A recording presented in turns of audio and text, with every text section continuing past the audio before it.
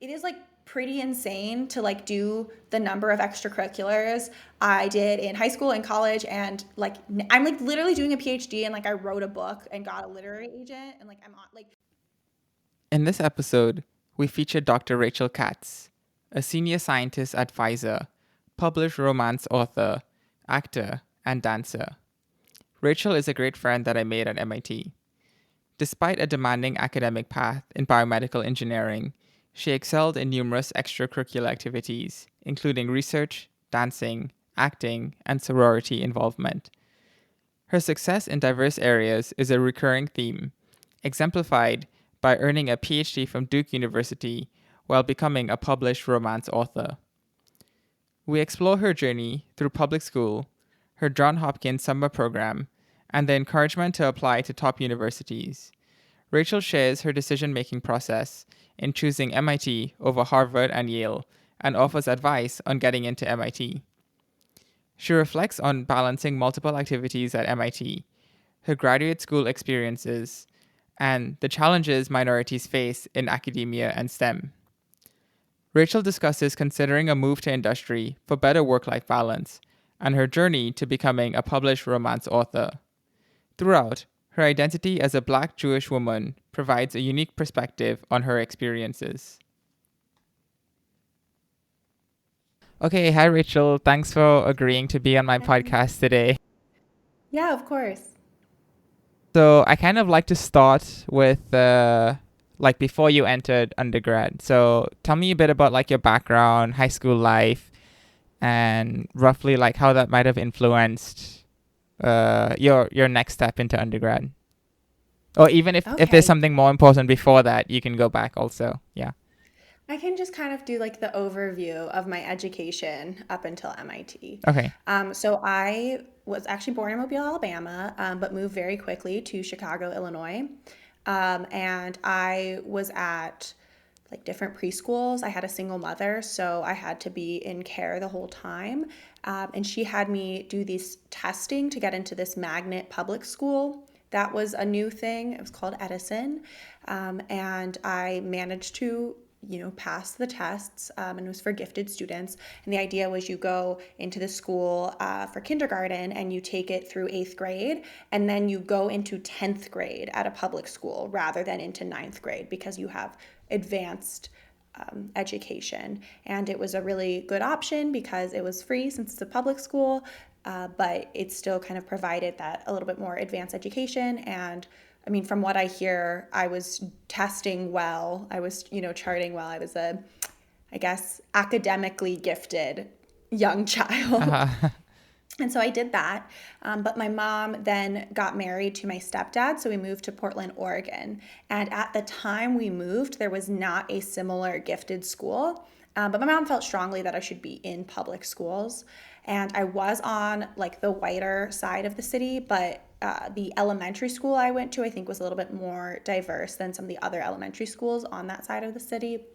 And I was there, and I remember being there for like a couple weeks and being super, super bored because I had finished kindergarten at this gifted school. And then I was in 1st grade, and I was just like absolutely bored out of my mind because I had been taught a lot of what we were already doing. I had already memorized like the book that we were reading, all of that stuff. And so I remember then, I was sure I was super annoying about it. I like walked up to the teacher and I was like, I already know how to do this. Can I do something else? So they had me do some testing. I remember I like sat in a room for like 2 days straight and took all of these, aptitude tests. And I distinctly remember I hadn't seen the long division sign before. Like I knew how to do division, but I'd only seen like the line with 2 dots. I hadn't seen the long division sign. Uh-huh. And I remember asking the proctor what it was. And she was like, if you don't know it, then you shouldn't be doing this test. And I just guessed that it was division. Uh-huh. And then, because I was like, this is the way the problem was set up. I'm like, it has to be division, right? Yeah. So I did well on those tests, and then they wanted to place me in 3rd grade, and my mom, I think, kind of made a stink because then I would have been 2 years younger, and that would be probably socially very bad. Mm-hmm. So I got moved into 2nd grade, and I think it was still socially difficult at first, but I adjusted, and so then from then on, I was about like a little bit like early. And I was just always, I loved reading, but I liked any subject people would give me. Like I liked school. I liked doing my work. I liked learning. I also liked talking to all of my classmates and would get a bit in trouble for that kind of thing, but Uh-huh. mostly was like an academically high achieving student and, was put in advanced math, yada, yada, yada. I also always kind of had some academic extracurriculars as well. So I would do like science camps in the summer. I started reading these, well, they're not actually detective novels. It's the Kay Scarpetta novels, and it's a chief medical examiner who also does, she's basically also a detective. I think it's very inaccurate for how it really works, but I got really into this. So I did like a forensic science camp. I did OMSI, which is the Oregon Museum of Science and Industry camps. I did nature camps, all of that stuff. So I was always kind of like supplementing whatever I was doing at school because I wanted to learn so much. And I think I found school quite easy. And that sort of continued as I got to high school. I wasn't super sure what I wanted to do. So as I mentioned, I really liked everything. So I loved reading. I could really disappear in a book. I liked to write. I liked my math classes. I liked my science classes. Like whatever I did, I enjoyed it. With the exception of like basic social studies. I found that kind of boring. But so going into high school, I did not really have a focus area. So when it came time to take government, or you could do this competitive, it's called the We the People competition. Mm-hmm. At my school, we just called it Constitution Team. I did Constitution Team. So this is the kind of thing where like a lot of people who do Constitution Team end up studying political science or, philosophy or go into law. So it's this thing that people think of people who do it as being hyper focused in this sort of area of the humanities. And I did it and I loved it, but I also loved the IB chemistry class I was taking. And then I took all 3 IB sciences, even though to do full IB, you do not have to do that. I took the higher level math, I took the higher level English, all of that stuff. So I really was like truly committed to all of my subjects and enjoyed all of them. And that made choosing where to go to college quite difficult, because I think that if you have this area that you're like, I love science, it directs you to a certain type of school. If you love reading, it directs you to another type of school. And I found that I loved all of it and also excelled at all of it. And that might have been different if I had gone to a prep school, but I went to a public school. And it was quite a good public school, which is part of why my parents still felt comfortable with me going there. But it was a public school. Public schools in the U.S. have issues with overcrowding and underfunding. No matter how good a public school you go to, you're probably running into some of those issues, which also means that sometimes like the rigor could be lower. But I think it was known for being a better public school, and also both through luck and probably intention, I tended to get like the harder teacher for each class I could. Most classes had 2 teachers, and I would tend to have the more difficult teacher. And so, but I really enjoyed everything I took. Again, maybe history was like not my most favorite subject, but basically everything else I was really enjoyed doing. And then we did not have engineering because it was a public school, but we did have math and science. And then I did this engineering camp. It wasn't a camp, it was a program, but we call it like an engineering camp, the summer before my senior year of high school. And I did that because I'd been going to Jewish sleepaway camp basically my whole life, really truly loved it. And then I applied to be a counselor, and this had been my plan like forever. Like I was going to be a counselor. I was going to do that the summer before my senior year of high school. I was going to do that the summer before my freshman year of college, and probably the summer after my freshman year of college. Like I was like, I'm going to be a counselor. I'm so into it. And I was waitlisted, and it was extremely heartbreaking for me. And I did end up getting the job. I don't know why I was waitlisted. There were like a ton of people who applied my year. I was a year younger than everybody, so that did make me closer in age to the campers. So I don't really know what happened. But then I was so upset, and so I applied to all these engineering summer programs, and I got in to one at Johns Hopkins called Engineering Innovation. And then I got into the camp job, but I think I felt like you didn't want me. Like I don't, this was this thing I was so committed to my whole life, and it felt like, you don't want me, and this other program does. I'm going to do that instead. And so I went to Baltimore for the summer. It was disgustingly humid, and I hated that part, but I really enjoyed myself. I had a really good time. We did basically, you took all these different classes, these different units, but going through the whole thing, there was a spaghetti bridge project. And so you build a bridge out of spaghetti and you at the end see how much weight it can hold. And my team decided to go, like, we knew that basically a simple truss, like if you just do 3 triangles, Yeah. that's going to be the strongest thing Yeah. based on your weight. Like of course it would be. Yeah. But we wanted to build something that actually looked like an interesting bridge, Yeah. but also, held high weight. Yeah. And so we did that, and we modeled it after the Fremont Bridge in Portland, Oregon, which is one of the prettiest bridges there, and Oregon has a ton of bridges. And we did really well, and so we did not win in terms of just the maximum weight. The people who did like the basic truss did, but we got an award for this kind of like, this is what, if you're an engineer in real life, you want people to like your bridge, right? You want people in the city to enjoy it. So we did that. And my professor at that, I got some like special award. I got this pink shirt that said, I'm a materials girl, from the materials science and engineering department at Johns Hopkins. And my professor told me I should apply to MIT. And so I don't think I had super had it on my radar. The last person from my high school who had gone to MIT had gone 2 years before. It was the last person who got in. And he was the quarterback of our football team and kind of golden boy of the high school. And I think got a different, most people would like stereotype MIT as like a bunch of nerds, right? Yeah. But I got this impression. I was like, oh, that's where the smart quarterback goes. So I think that's like not the impression everybody has. But that for me, I was like, I'm not like, I didn't hang out with the popular kids. Like I did okay. I wasn't like an outcast or anything. But it's like, no, I don't hang out with the kids who party or whatever. Like MIT is not for me. But my professor at this program was like, you really should apply. And then MIT, as I mentioned, I had like this really broad spectrum of interests. And MIT allowed you to apply early, but not commit. So it had like free form early action. So I decided to apply to MIT early because I was like, well, I'll hear from a place early. And I don't have to like be locked in since I really don't know where I want to go. And so what I did was, of course, apply to MIT. And then I also submitted all my other like top choice reach applications.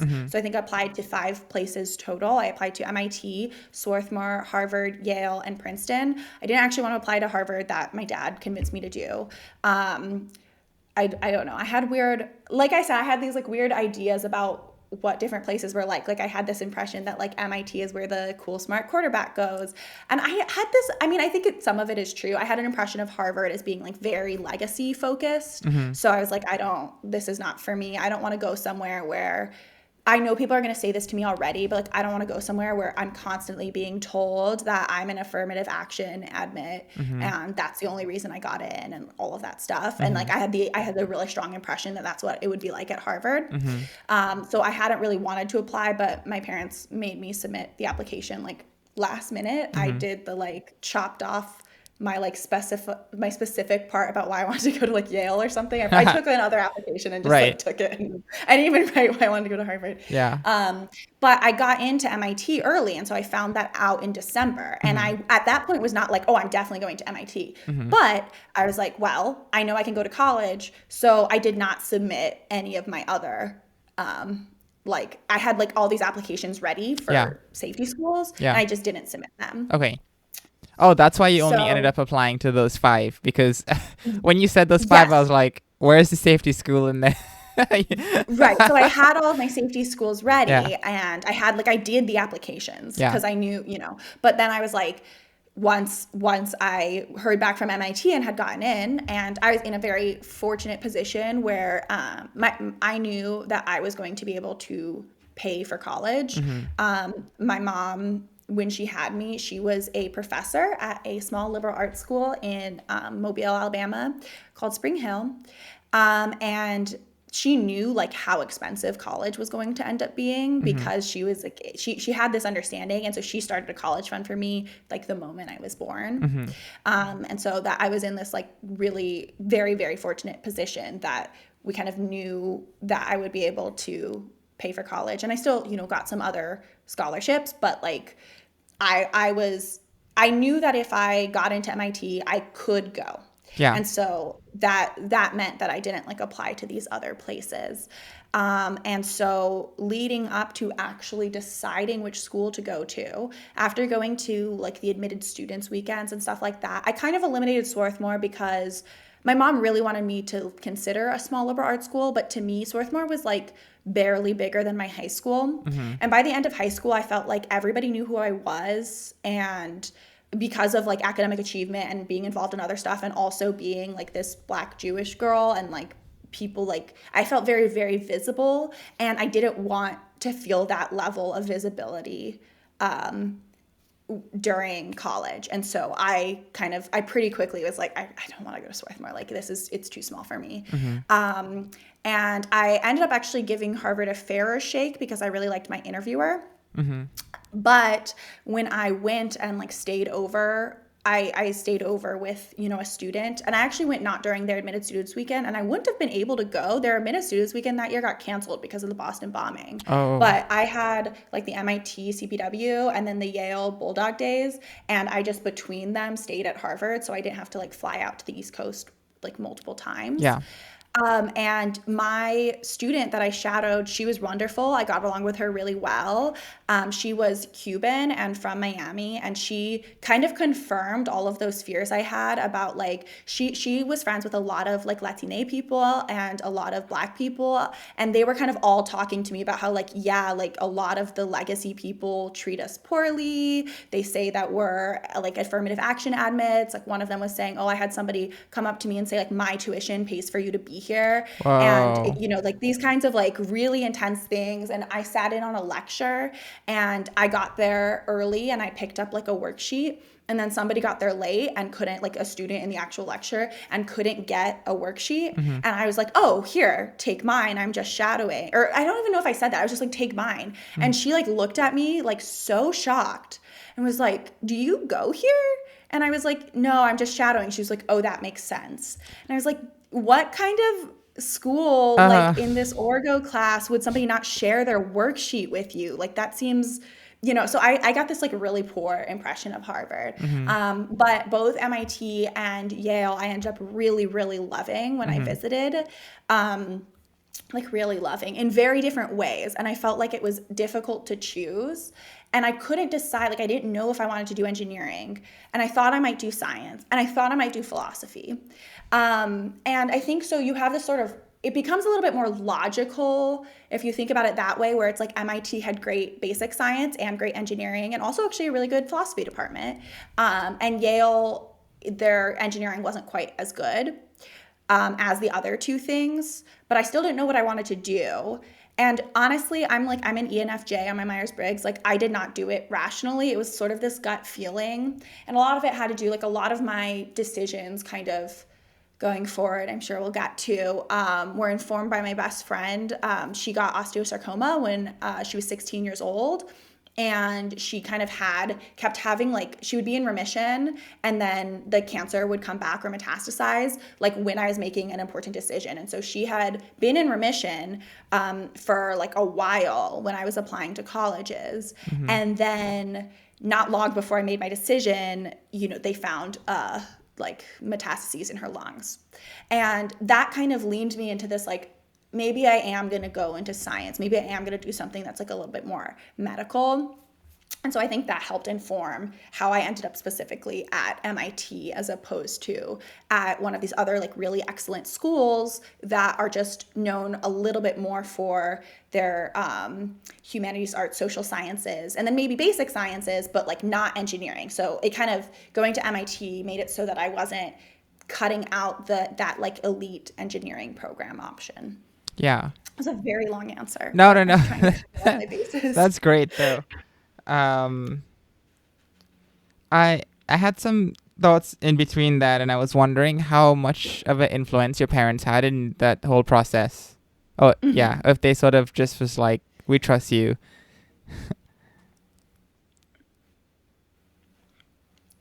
So, yeah, that's like kind of hard exactly to say. So my mom definitely was very involved in that. She wanted me to be very high achieving. She wanted me to go to an elite school. And I think she would have been happy if I didn't also, but she definitely wanted that for me.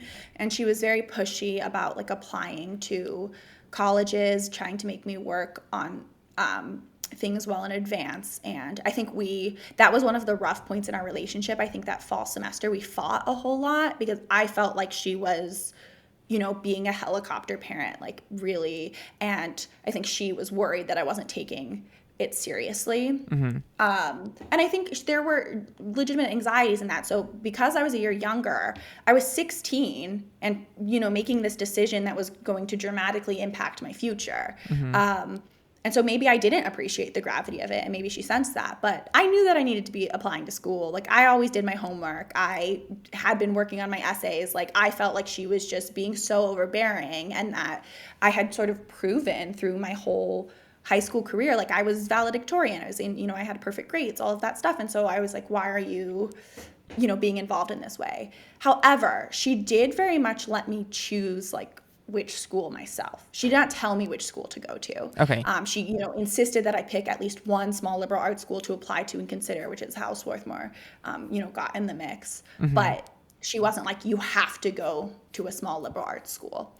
All of my teachers who were not in the sciences were shocked that I chose MIT because they all assumed that like my favorite thing was their class. Yeah. So that there was like kind of that weirdness. I think my stepdad really wanted me to go to Harvard. He's a lawyer. So, for Harvard is like, be all end all. And he actually made me a bet that I would go to Harvard before I even heard back from any schools. He bet me $3 that I would go to Harvard. So if I went to Harvard, I'd have to pay him $3. And if I didn't, he'd pay me $3. And my Harvard interviewer, I told this, and he said, if you go to Harvard, I will pay you the $3 so you're not out any money. And if you get into Yale also and then still choose to go to Harvard, I will double it. So I'll pay you $6 so you'll still make a profit, which was really funny. But my dad ended up having to pay me $3. And he also bought me a box of Nerds, like the candy. Yeah. And he came home and he threw down the Nerds and the $3 and said, you are what you eat, and walked away. Which is like pretty goofy. So, I mean, they definitely like impacted it, and they impacted certainly where I applied and how I thought about it. But I do feel ultimately that they let me just make the decision on my own. Yeah. I guess I'm wondering what type of opportunities that you had in high school that, or like middle school, that whole section that helped you get into MIT that you think other people don't have, or people have access to but don't take advantage of, like, yeah.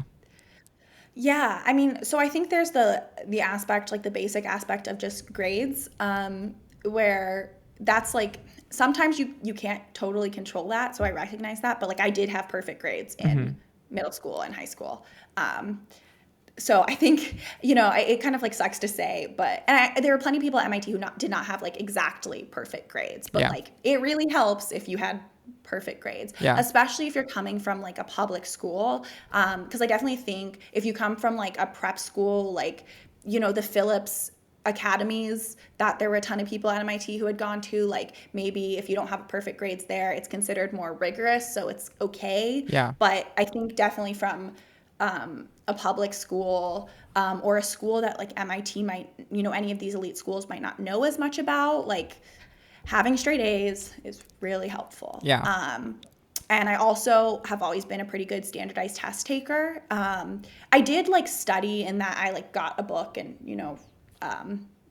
I did that work. I actually think I did talk to like a tutor about like how to write the essay, I think, because I think that's like the harder thing to practice. I see. But yeah, I mean, I read through the book and I'm a good enough standardized test taker that like if I take a couple practice tests, like it was fine for me. So I did very well on my SAT, my subject test, and my ACT. So there's that.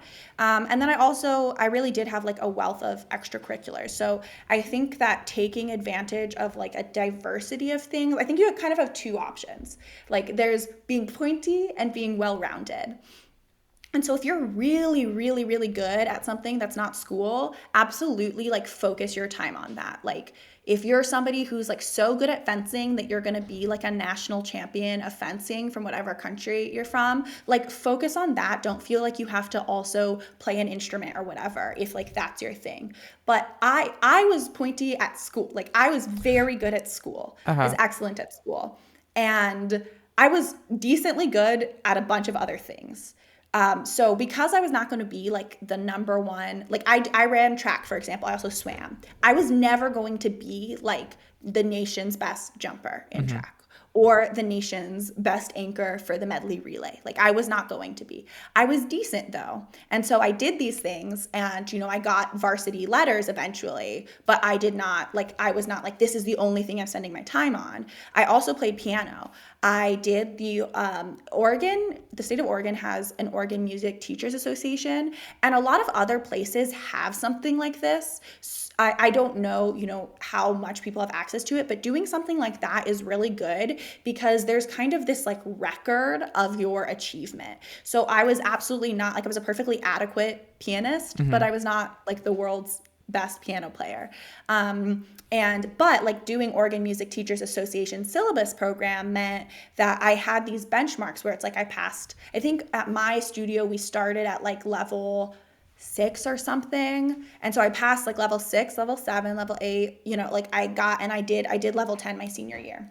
I see. But so I had this like evidence where I'm like, here's my successful evaluation. Or I Yeah. think one year I didn't do well and I got like a participation or whatever. But like I Yeah. was able to be like, I'm doing all of these levels. And I think once you pass level 7, technically that's like considered good enough to be a piano teacher, right? So I Oh, was able cool. to like put that on my resume. So Yeah. if you've got an extracurricular like that where there's some like look up in your area if there's something that can kind of like if there's some way to sort of legitimize your Right. progress, right? Yeah. Because it's good. Then I don't just say, oh, I played piano for 9 years. Yeah. I say I played piano and I have successfully achieved syllabus level 9 or whatever it is, Yeah, yeah. That's actually great advice that I hadn't thought of. Like when we talk about extracurriculars, it's like easy to say like, oh, like I run or something, but it's like can you how can you show us like what events you've done or something, So, yeah, that's a Yeah, good and point. I think that's really important. There was actually another girl from my high school who went to MIT, actually also from my elementary, middle school, and we were like best friends in elementary school. And we still talk sometimes. We're not as close as we once were. Her name is also Rachel.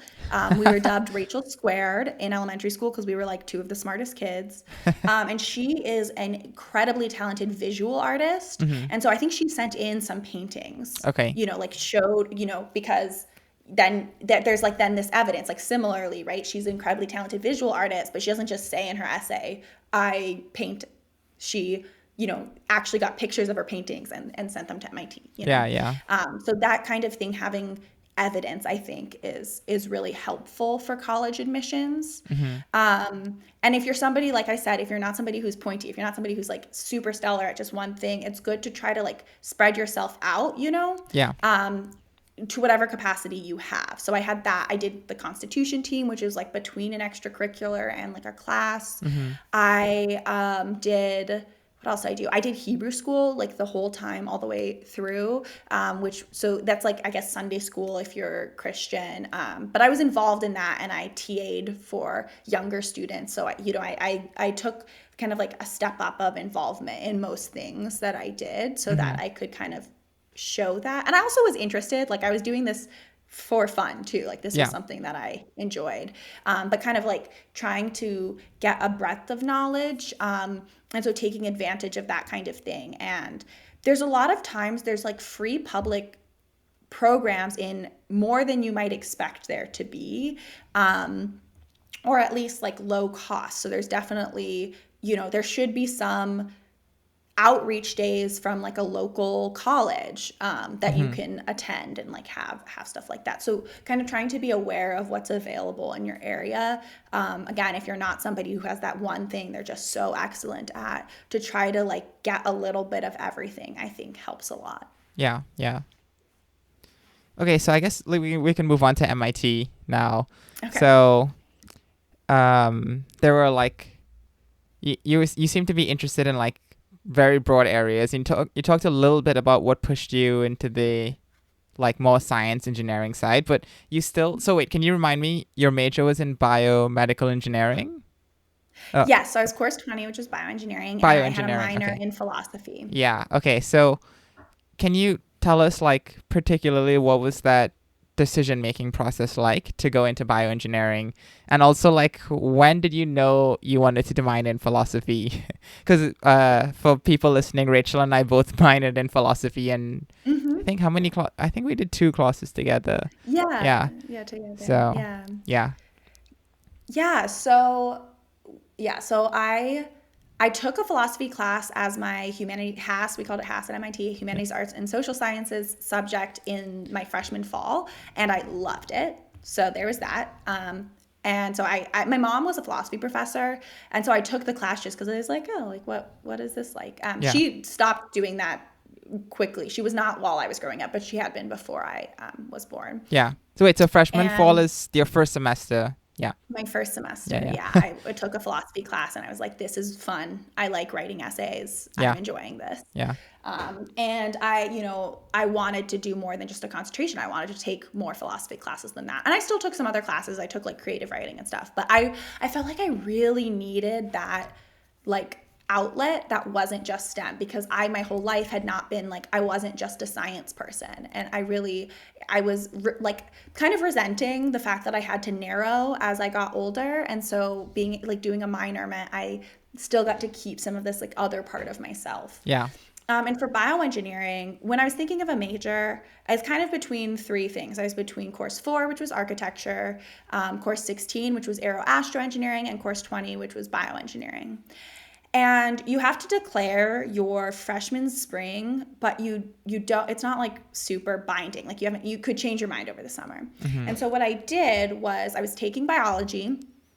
I also took intro to aeroastro, and then I lined up an architecture internship for the summer. And Wow. so I took intro to aeroastro and I did really well and it was super fun.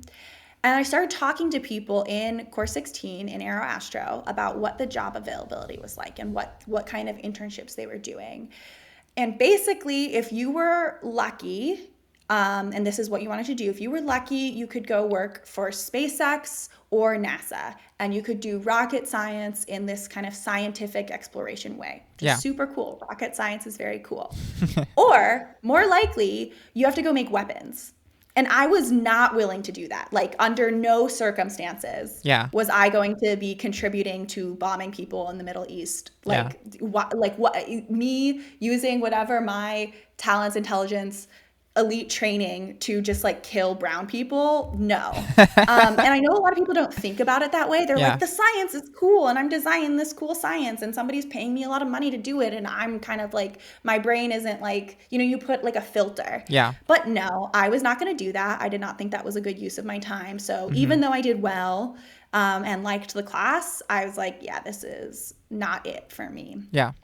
And obviously, there's like a possibility I could have gone to NASA, but for me, like it was such a strong moral qualm that I was like, I can't risk only being able to get a job in defense contracting or like the Boeing weapons unit or working Yeah. for the U.S. military. So that was a hard no for me. Yeah. Yeah. So I also, as I kind of mentioned, my friend kind of would often go into remission and then Mm-hmm. relapse. And my friend did have another metastasis found my freshman spring, and so I was kind of leaning towards bioengineering over architecture after I had ruled out aeroastroengineering. So I declared bioengineering, but I still did the architecture internship, and I went. And oh my God, I was bored out of my mind. Can you tell us more about I really where it liked was? the firm. What? Like, Sorry. tell us more about this internship. Like, where was it? What did you do? Yeah. Yeah, so it was at Allied Works Architecture in Portland, and it was kind of it was the type of architecture firm I was most interested in. So it was like a little bit more artsy focused. You also have this like math and science aspect, but it wasn't like they did monuments and also built really interesting like work campuses. It was also about the beauty of Mm-hmm. the work, which I thought was really cool. The company had made really cool buildings. A lot of like their catalog was really wonderful. And everything about it should have been like a really wonderful summer. Like it was, there was this beautiful, lots of light, open concept, workspace. I was given books to read. Like I had to catalog all of these images and tag them so it was easy to find like inspiration images. I read different books about architecture, about office architecture, because they were going to pitch to Nike. And so I read about like kind of the history of office architecture, and then like wrote a book report effectively and to like give to the people above me. I liked the people I worked for. Like basically, like I should have loved it, but what it felt like in that experience was that the person who did architecture was the principal architect, so it's kind of like the boss. Yeah. And maybe this would be a different type of company, but like that person did architecture, and it felt like everybody else did a very small subsection of architecture. So it didn't seem like it was collaborative, but it didn't seem like collaborative in that like everybody was contributing a lot to the vision. It seemed like you had your kind of small lane you worked in until you get to the point where you're principal architect. Yeah. And that might not be true at every company or anything like that. But, I had a great summer. Like we watched the Women's World Cup a lot during it. They would end work early a lot for like beer or whatever. Like it was a great time, but I just I was like, the only thing I would feel like I would be interested in doing is being a principal architect. Yeah. But that would be however far down my career, right? Yeah. That And sounds there's no very guarantee similar I'm to always gonna academia, get by the there. way, but we can talk about that after. We will absolutely get to that. But yeah, Yeah. so I just kind of I felt bored even when I was shadowing people. Yeah. People are telling me about how like they make all the windows, and I would get bored because I'm like, that you're only talking to me about windows. Like it wasn't for me. Yeah. So I then kind of happily continued down the bioengineering path in the fall when I came back for my sophomore fall at MIT. Okay. And you loved it. Didn't regret it. Yeah. Okay. Yeah, I did not regret it. Yeah. And did you also do research? Like, what did you do the other summers? Yeah, so then the summer after my sophomore year of college, I did MISTI, which was the like international opportunity. So I worked at Centre Léon Bérard in Lyon, France. So that was a cancer research center. It was an academic institution, and it was an internship. And I basically cloned vectors to to get functional subunits of their protein of interest. And it was the inflammasome in cancer unit. And so I took a while, lots of kind of the similar experiments, but ended up making these constructs that, to my understanding, that lab still uses to this day. It was a really cool research opportunity. I liked that part. I got kind of lonely living abroad. I had thought I would have wanted to maybe work for my PhD or leave the US, but I decided it was hard being away from family and friends. So kind of ruled that out, but it did tell me I liked research. And so then when I came back in that fall, so for the second half of my PhD, Or over for your class undergrad or for time. your PhD? Oh, sorry. Oh my Wait. God. For undergrad. Yeah, yeah. For second half of undergrad, Yeah. during like the year, I worked in Linda Griffith's lab, Okay. which was a biomaterials lab. And I was making hydrogel structures to aid in differentiation of stem cells. So that was a cool thing I learned. And then the summer, I still was working. I worked there my junior year and my senior year, and actually the summer after my senior year. But between my junior year and my senior year, I did Leadership Alliance, which kind of has the effort of getting more people of color in academia, because there's this like leaky pipeline thing where we're getting better at getting people of color in the sciences and engineering at undergraduate level, but people are not staying through graduate school and to eventual PhDs.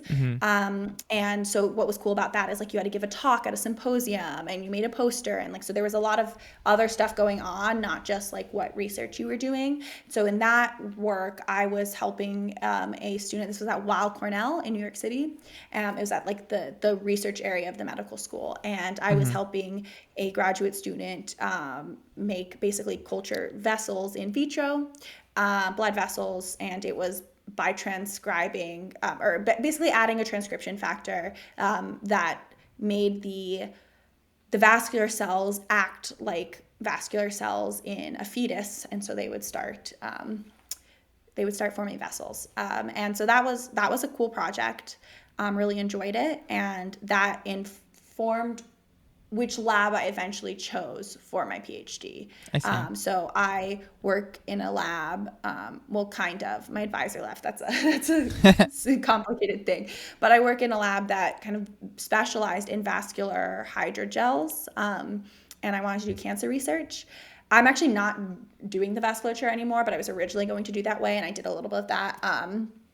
At the beginning of my PhD, but so sort of a combination of that summer work and the work I'd been doing in Linda Griffith's lab at MIT. I see. So yeah, that was like so I actually had 3 different places of research experience going into graduate school. Yeah. I was actually wondering when you said did you say bio-inspired materials? Oh. Yeah, biomaterials. Biomaterials. It's Okay, it's not considered a class. bio-inspired though. That's different. There's overlap, but yes, it's kind of different. I see. Okay. Yeah, I guess I do want to get into grad school, but there's still other things in undergrad that I wanted to talk to you about. So, particularly with this like outlet for non-STEM things, you were also like well known for being one of the best dancers in undergrad. So, that's one that I can remember. Like, can you tell us a bit about how you became a dancer and like what were some of the other things you did? You're also like very involved in your sorority, right? Yeah. So and I did a lot of stuff. Then famously, we killed it with MIT memes. MIT. Yeah. Yeah, I did a lot of stuff. So dance. I'm very flattered that you said I was known for being one of the best dancers. I think that was probably true outside of the dance community. I think I was like one of the worst very good dancers in the dance community. It's like the bottom of the top. Yeah. I was still very proud of myself. I had not danced growing up. Well, so I actually did ballet for a little when I was a really little kid, and I was not a graceful person, so I was not very good. I think my ballet teacher told my mom I was the smartest student she ever taught, but like not the best dancer. So I assumed I was a really bad dancer. But I always liked dancing like at parties or like, at homecoming or whatever. Yeah. And then freshman fall, somebody convinced me to try out for dance troupe, which was the not competitive dance show. And for dance troupe, you can try out for hip hop or for contemp. You can do medium, all levels, intermediate, or advanced dances. So you kind of have all of these options. And I, only wanted to do one thing. I prefed just one beginner dance and then auditioned and I got in. And I did well. Like it was something that I found out I was good at was hip hop. And I got like a solo my first semester. And so kind of the response to that, I was like, oh, this is something maybe I should really try doing. And so my second semester, I think I did 2 dances and they were like intermediate more. And I honestly don't know how I still got in second semester because I was extremely hungover for the auditions. But I really, really enjoyed it, and it was something that my big and my sorority was involved in too. So I think that like helped, I felt like I had a community, and it was like a way to get yourself moving, like it was exercise, and I love music, and it was fun, and it made a really crazy week, like 2 weeks before finals was, production week, and so that was definitely a lot, but I think I've always thrived being busy. So I did that. And then my junior year, so I kept doing dance troupe and I would typically do the maximum number of dances you could do per semester was 4. And then also during prod week, you could do like these interlude dances that were shorter and you learned more quickly. And so I would typically do 4 dances and an interlude. So for like, I'd be throughout like the whole show and not every dancer, it'd be like 20 dances, but like I was doing like a lot, and I was getting better, and I decided I wanted to audition for one of the more advanced groups, and I had always been really into, so there was Mocha Moves and Redonkulous, Mocha and Donk for short, and I'd always been very into Donk because they had more of like a storytelling aspect. Like their sets tended to be themed, and I thought that was really cool. And I think, you know, it would ebb and flow, like kind of which team was bigger and like which team was considered more difficult, I think, throughout my time there. But my freshman fall there, I really, really loved Donk's set. And to me, like the people I revered as the best dancers were on Donk. So for me, it felt like Donk was like the bigger goal. And I think probably certainly by the time, maybe even by the time I auditioned, but probably later, I think it was seen a little bit differently. Like they were definitely different teams and had like a different experience, and Donk was smaller. But I think there was a point where it's kind of like shifting, and it seemed like people thought Mocha was cooler or better. I don't know, but I wanted to be on Donk, and I auditioned for Donk during IAP my junior year, so during like the January program, and got on. So then I was also doing that. So that was one of the more like competitive. Well, we actually went to competitions, Oh, okay. I and didn't it know was that. like, yeah. Yeah. So we did that, and Donk was definitely considered like, so like Donk and Mocha were much more difficult to get onto than dance troupe, Hmm. and they were both competitive teams, so it was like and they both host their own like shows. So like we had footwork in the spring, and and Mocha had Ring the Alarm in the fall. So like this, it was like a much more involved thing, and like this was like 12 hours of practice a week. And then I would still also do 4 DT dances, dance troupe dances at the time. So I was very involved in dance. Yeah. I ended up being on the executive boards for both of dance troupe and Donk. I think I Uh-huh. just like don't know how to half-ass anything. So like anytime I would get involved in something, I'd be like, I'm doing this now. Yeah.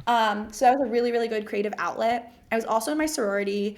I had just met during my freshman pre-orientation program. I met a bunch of like older students who were in sororities, and I thought they were really cool. And I decided to go for one. I have like weird feelings about it. I don't know. The concept of Greek life is really weird. But I had a good study group with course 20s from my sorority, and I had some really close friends. Like I was really close to my family line. So I stayed in it. I did recruitment for it. I was the recruitment chair. I don't know, it's crazy. Being in a sorority at MIT is like not the same thing as being in a sorority elsewhere. Like we did not get hazed, Oh, yeah. for example. Like we really didn't. That's not like, oh, we weren't allowed to. Like we genuinely did not get hazed. Yeah. I know some of the frats did haze, but like we truly did not. And I thought it was like overall a really good community of a lot of very cool women, that like I felt like I looked up to like a lot of the seniors when I was a freshman. And so that was really cool. And SK was definitely known for being like, a lot of people were really involved in a lot of stuff. So there was like a culture of that. What else I do? I did vagina monologues every year. So that was something you would work on during IAP, and then the show would be around Valentine's Day. So yeah, I was involved in vagina monologues. I both participated and directed. So I think I did intro. I did Moaner once. I did. I think it was like it was Bob. I also did Coochie Snorcher. So these are fun names for things. But so it's like a kind of feminist, like somebody went around and interviewed a bunch of people who have vaginas, actually, and some people who don't. There was also a trans woman monologue, some of interviewing trans women, some of whom had vaginas and some of whom did not, but there was that whole program. So that was like a way to do theater. I had done some theater in high school, actually. I did not regularly do theater. I always liked acting and was pretty good at it, but I didn't really want to like be super into like the drama kids.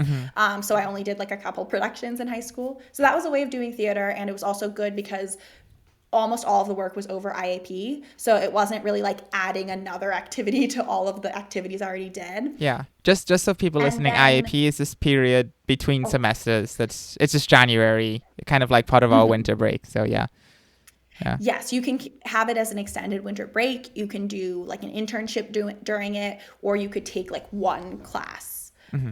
But it was not like a full academic term. So Yeah. I was able to, it was much easier to be doing vagina monologues then. Like I don't think I could have done vagina monologues if it weren't over IAP primarily, because then I was spending 12 hours a week, like on dance. I was Hmm. spending however much I would go to chapter, and every week, and I think exec every other week for my sorority. And I also did pleasure at MIT, which was both a sexual assault advocacy and sexual health awareness, like sex ed group. So that was for like the latter part of my years at MIT, and that was really cool. But like that was just like another thing I was doing.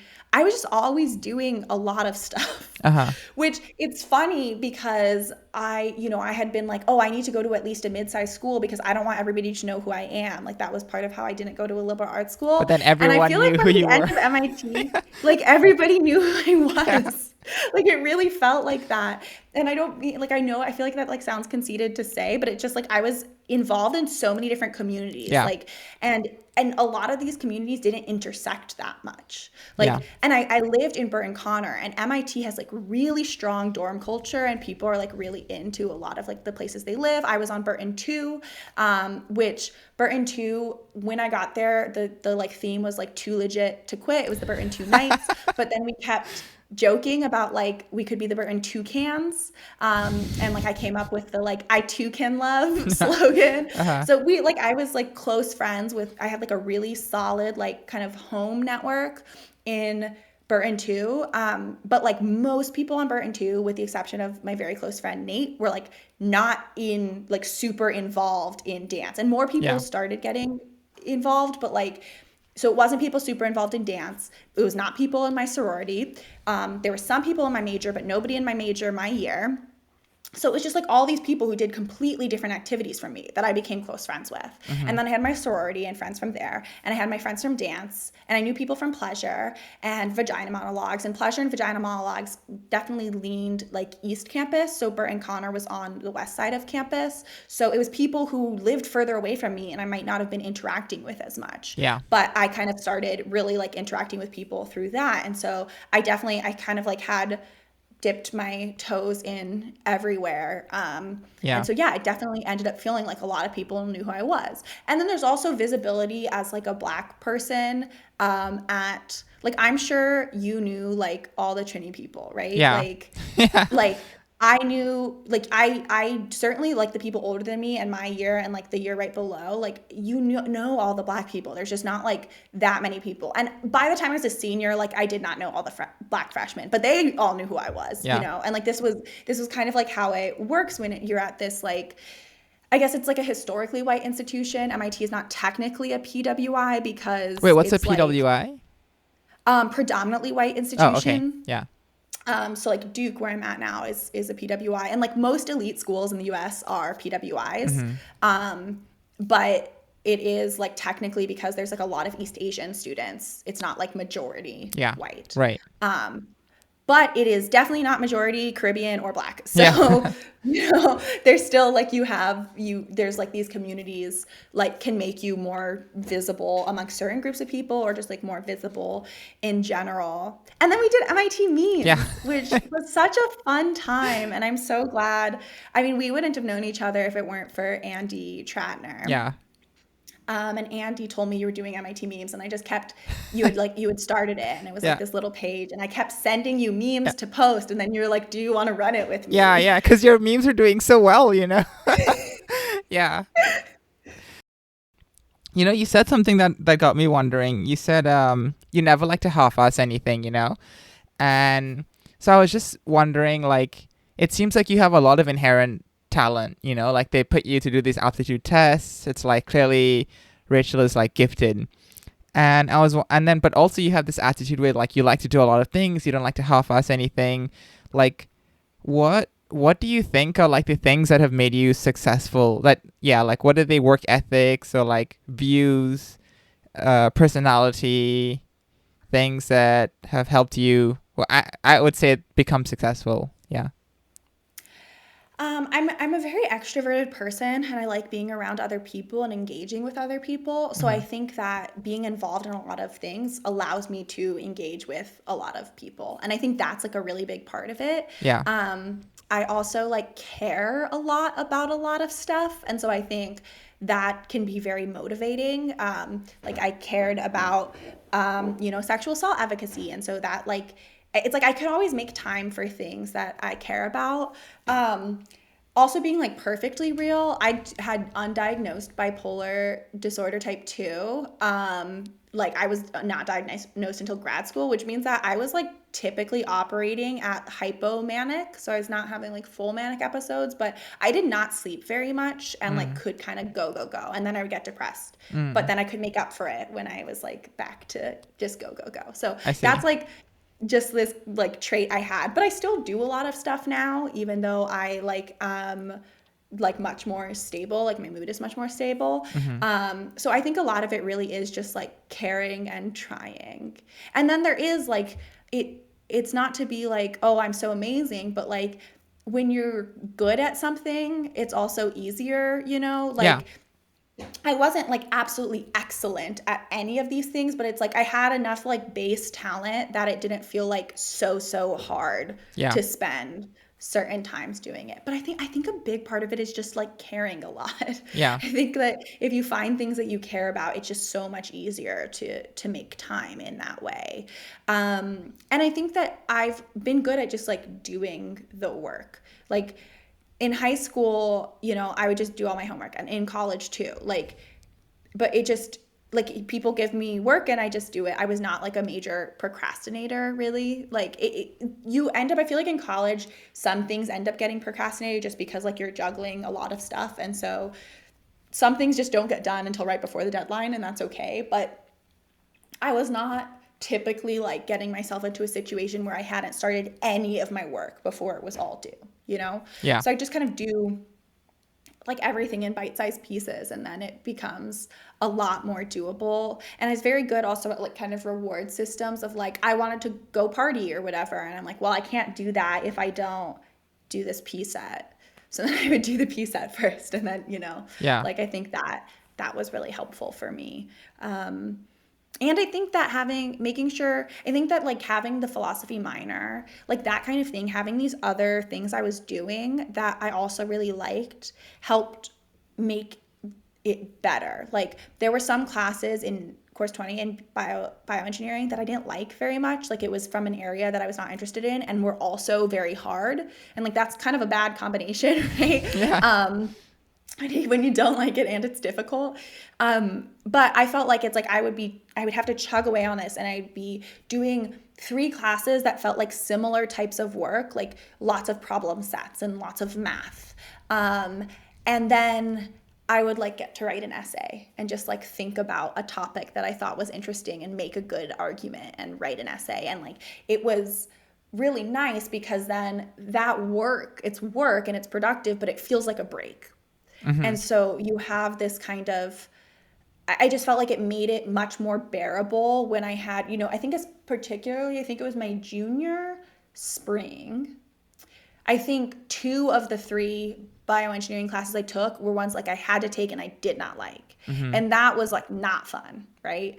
You know, but being able to take, you know, a philosophy course at the same time was nice. And I also took creative writing courses and a course on race and identity in American literature and a course on psychology of gender and race. So Mm-hmm. I really did, like, I always, you know, MIT, you have to take 8 humanities, arts, and social sciences. So that's good. I think I took more than that, but Mm-hmm. you always have this kind of like bright spot. And I think that was really helpful. And as much as like it could get overwhelming when I was doing all of that stuff, it was still just like in some ways each thing was a break from the other thing. And so Yeah. for me, having breadth was helpful. I see. Um, like I was wondering, how did you find out the things that you cared about and like to do? Like, is it like you went and tried something 100% and then you're like, actually, I don't like this. Let me move on. Or did you like instead like survey from the outside and be like, I wonder if I'm gonna like this, and then you spend some time deciding, and it's like, I'm gonna try dancing, some things like that, you know? Yeah. Yeah, so some of it was like a mix. So like I loved going to plays as a child. Mm-hmm. Like my mom would take me to this like children's theater in Chicago, and I absolutely loved it. And so then when I went to elementary school and like we had an option to try, everybody had to be in the play, but you could just like be an ensemble cast, or Mm-hmm. you could like audition to try to like have a bigger part. Like because I knew I liked plays, then I tried auditioning. And then I found out that I was pretty good at acting. So then that was something I did on occasion throughout, like, literally the rest of time, right? Like, Yeah. I did it in college too with vagina monologues. And I actually, like, did something here too, right? So I kind of, like, saw that it was something I was interested and tried. And, like, then dancing, somebody else told me to try out for dance troupe. Yeah. Like, somebody saw me dancing at a party and was like, you should try out for dance troupe. And Uh-huh. I did just one thing. I just dipped my toe in it, but I really liked it. Yeah. So then I, like, fully committed. Yeah. I knew I cared about, like certain causes I've been involved in have to do with stuff I cared about. So, like, I honestly, like, there were very few people I knew well enough. There were very few women in particular I knew well enough to know about their personal issues that had not been sexually assaulted. I think that, like, there's, like, these statistics about, like, 1 in 5 or whatever women on college campuses, and I think that's an extreme undercount. And I think that has to do with how you define consent and a myriad of other factors. But, like, this was something that had happened to me and affected my experience in, like, mental health and relationship with sex, and had happened to like several other people that I was very close to. And so I cared.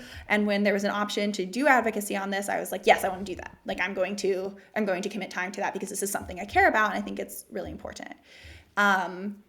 I also think that, like, a lot of my, like, ironically, or not ironically, but just interestingly, a lot of my, like, social justice stuff, like, that I cared about always to a degree. And then I think that having this One Direction Tumblr blog, like, you meet so many people from across the world, and it really opens your perspective. And, like, I think I learned so much, like, in particular about classism, from that, because I was at this elite university and I'd gone to a high school where, like, people were all, like, kind of middle to upper middle class. And so I don't feel like I had this, like, understanding of, like, what classism, or, like, how that really, like, played out until, like, having this One Direction blog. Wait, how did the One Direction blog influence this?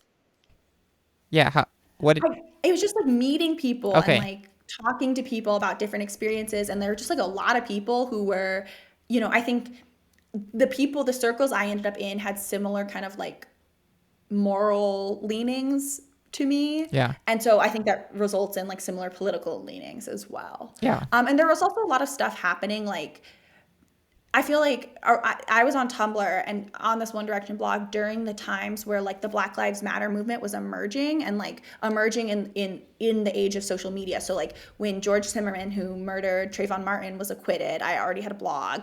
I was very active on my blog when Mike Brown was murdered and Eric Garner was murdered.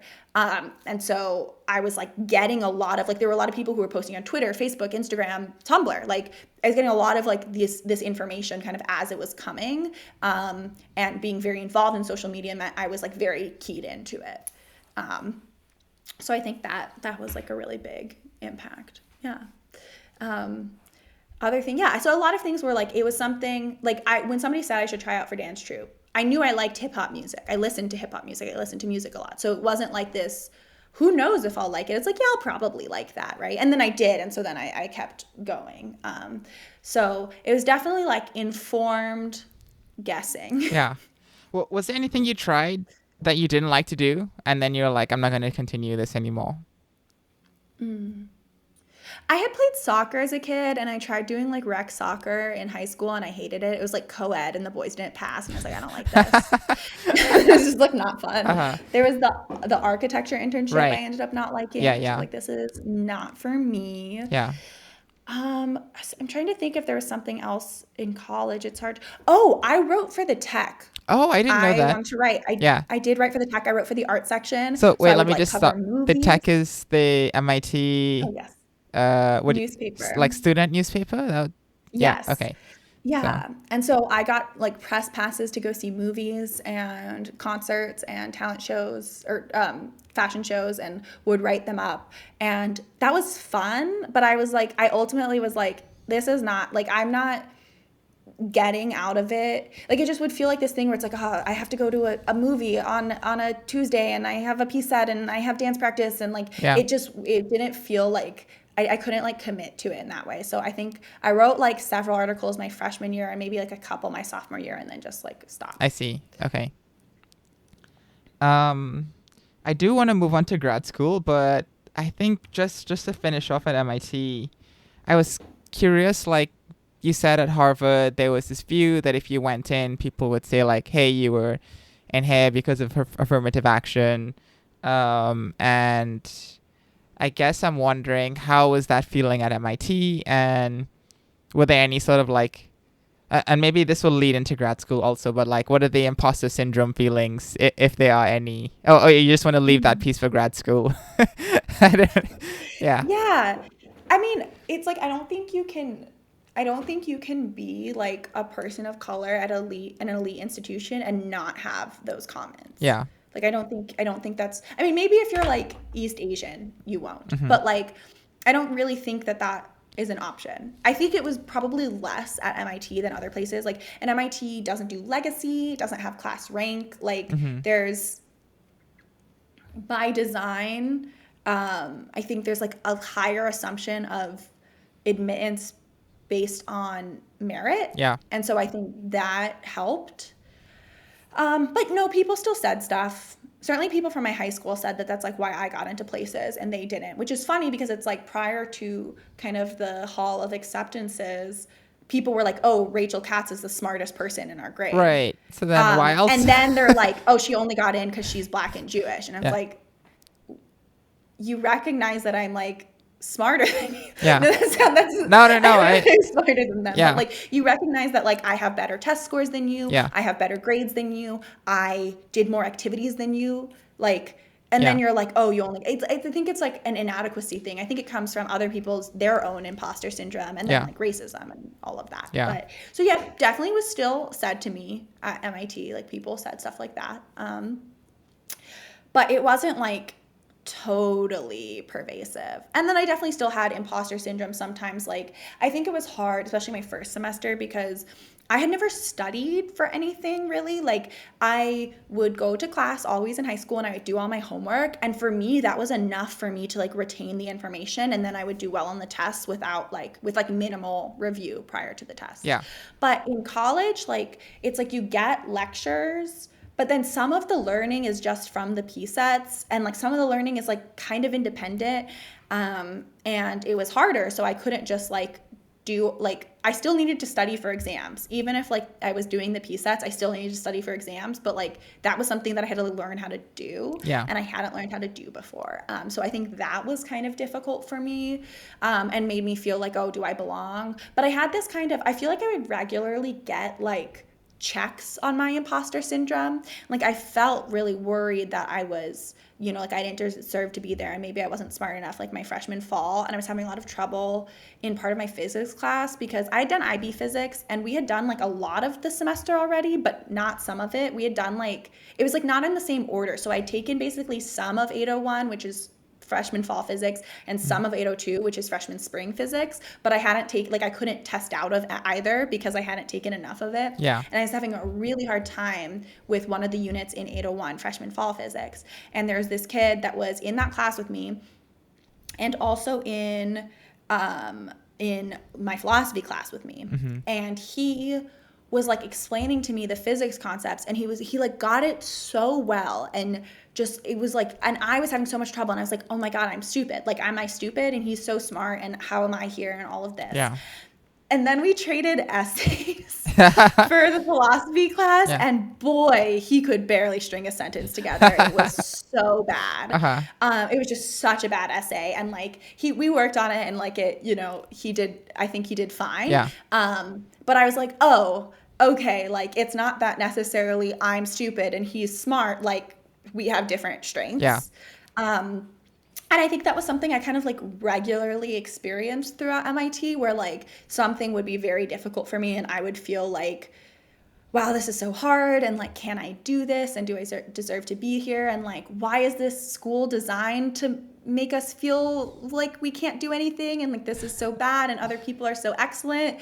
And then I would have my other thing that it was like, I do this better than the person I think is like perfect. yeah, It's never true. Like they always have something that they're not as good at.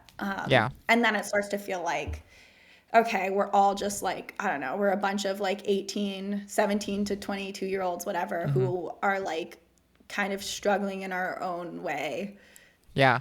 And that's what it is, you know? Yeah, yeah. That was a nice way to like view it, like a healthy way to, because I guess I was gonna ask something similar, but you answered it. And how did you see not being the best anymore? But yeah, like you had a healthy Yeah. perspective on it, which not everyone takes a healthy perspective on it. I So think that's true. I think I went into college being like, I don't need a 4 or a 5.0 at MIT. Like I was like, yeah, I don't need to have perfect grades. I didn't feel like I needed to. I yeah, didn't want to go to medical school. yeah, yeah, And for graduate school, like you should have good grades, but you don't need to have perfect grades and you need to have research. yeah, And I was like, I actually care more about enjoying my time and having a social life and doing all of these activities. And so I was like, it is fine. Like I was still like, I wanted to get A's and B's, yeah, but I did not need to have all A's, you know? yeah. So I think that was helpful. I also had like wanted to not be the best. Mm, Like I wanted to be at a place that it was hard and I wasn't just the I think yeah, I wanted a challenge. That's also like I mean I had it's like there's so many different reasons I went to MIT. Like some of them were gut feelings, but one of them was like I sort of perceived it as the most difficult school yeah, of all the schools. Like obviously they're all very prestigious, but yeah, like I perceived MIT as like the just like hardest one, and I was yeah, like I've never like truly been challenged academically. yeah, Like I should go there. yeah, But then also like freshman fall, I'm like struggling in physics, and then like the whole thing about like the Harvard grade inflation was released, and I yeah, was just like, oh, why did I do this to myself? yeah. Yeah, I just like chose the thing I thought was most difficult. Mm-hmm, Like mm-hmm. so that was kind of yeah, it was like the path of most resistance, and that was the type of thing I did, and so that's sort of how I ended up there. Mm-hmm, mm-hmm. So I guess this is a good point to transition to the grad school. Mhm. So my questions are: when did you know you wanted to go to grad school? How did you know what you wanted to do in grad school? And maybe you can answer all of this together. And how did you pick Duke? Mhm.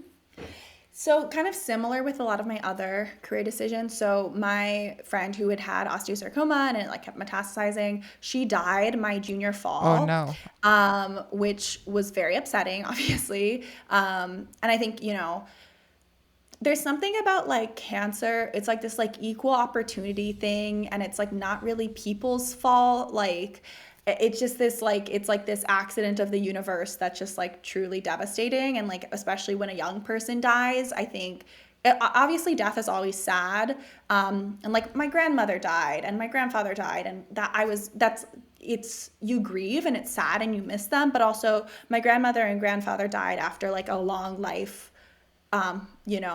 having had children and grandchildren and having loved ones and having hardships and some things that were good for them, and Sonia died at 20, Mm-hmm. and having spent for almost 5, because she died not long before her 21st birthday, like basically spending 5 years of her life being sick on and off. And it was like, it just sucks. It just sucks. And, osteosarcoma, like if you beat it the first time, you can be good. But like once it kind of metastasizes, it just like the likelihood of you surviving, like, it really drops. And I felt like very powerless in that, and I kind of wanted to do something that like contributed, and I saw academia as a way of A, like contributing in research, B, contributing in research in a way that's not completely motivated by profit, and C, potentially contributing more, because if I'm teaching people and mentoring people who do this work, then they can like go out and do this work, and then they can mentor people, and like, Yeah. kind of this idea of like having a broader effect than just going into industry. Yeah. And I had enjoyed my UROP, which is the undergrad research opportunity program that I did in the Griffith Lab, and I had enjoyed my other 2 internships. And so I decided to apply to grad school. And I applied a handful of places. Again, was kind of like lucky in terms of like safety school decisions, where the internship I did the summer before my senior year at Weill Cornell in New York City, my PI there told me, he was like, you're a good enough student, like if you don't get in somewhere, like I will make sure you get in here. Like Yeah. you Wait, so like don't. PI, PI is principal investigator, right? Oh, sorry. Yeah, Yeah, it's okay. principal investigator. So Yeah. that's the professor who runs the lab, Yeah. and that's your advisor and mentor. And so, yeah, he had basically, I knew I was going to be able to get into one graduate school. So I Yeah. didn't have to feel so stressed. Like I could pick kind of my top choice Yeah. programs. Like you knew your Um, lowest like option was the not lowest, but like you could apply for anything on top of like the what? Above it. Yeah. Yeah. Because I was like, I knew I had this kind of like safety net, Yeah. which was really lucky. I did not apply to MIT, even though it's a very good program for bioengineering. They actually kind of discourage it. Like they're like, you should branch out and do other things. But Yeah. even if they hadn't, I was like, I don't want to be here for 9 years. Like that's a really long time to be in one place. Uh-huh. And so, yeah, so I didn't apply to MIT, but I applied to, so Weill Cornell. I applied to Northwestern, University of Washington, UCSD, Duke, Berkeley, and Stanford. I did not get into Berkeley or Stanford. They were not, my top choice was Northwestern. Also before that, you have to do the GRE. I took the GRE and did very well. As I said before, I'm good at standardized testing. Mm-hmm. Yeah, so I did not get into Berkeley or Stanford.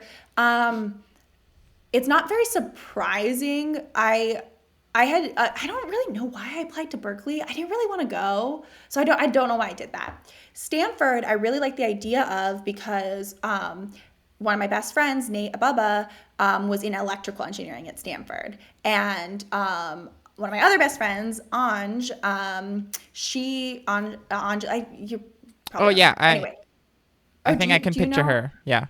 Anjali Krishnamachar? Yeah, Yeah. she was like in Theta and she lived with me. Yeah. So she was dating, she still is dating Nate. And so she was going out to that area. I was like, oh, how cool would it be if I was at Stanford, blah, blah, blah. And then like doing the application, I like was struggling to pick labs that I actually wanted to be in. Yeah. So like when you apply to college, you just apply to college basically. Yeah. When you apply to grad school, you're like you have to like list which labs you would want to apply for, and so places that are direct admit, like you directly go to that lab, but even places that have a rotation where you like try out kind of like 3 labs throughout your first year and then pick, you still like when you're applying need to be saying like here are the labs I envision myself in, Mm-hmm. because grad school is so centered around your research, as like you do take some classes but that is like not the point. Yeah. So because it's so centered around your research, what matters is the labs. And I found myself like struggling to pick, like looking through Stanford's website to pick like a lab I like truly both wanted to be in and had the appropriate experience for. And just kind of like put 3 people kind of randomly being like, oh, because they do this and that's nice. Yeah. So not at all surprised that I like didn't get in. I like think, retrospectively, I didn't like, I wanted to physically go there, but I didn't Right. like truly want to go there. Yeah. There wasn't a good match, really. Oh, sorry. Yeah, it was not a very good match. And going into it, my top choice kind of was still like Northwestern, because I really liked the idea of being in Chicago. I lived in Chicago for like the first 6-ish years of my life, and I truly loved it. I was very young, but my mom's whole extended family is in Chicago. So I went to Chicago often multiple times a year. So really loved the city and knew I loved the city and was like, I can go there. And at the time, my brother was, he had been living there. He was working. And I was like, oh, this is like such a great place. Like, that's where I want to be. Uh-huh. But ultimately, I got snowed out of the interview weekend and then did get to go on a makeup weekend. But the makeup weekend, only one of the 3 people I was supposed to interview with was available to interview me on my like going by myself. Mm-hmm. And it was not the research I wanted to do. Like I ended up talking to him and I was like, this is not for me. Like I just don't want to do it. Yeah. So that kind of like knocked it off. Right. Wait, just to clarify. So for your field, when you apply to grad school, there's an interview stage first where they're like, hey, we'll interview you, right? And then do they pay to fly you in and then interview you? And then after that is when you'll hear if you'll get admitted or not.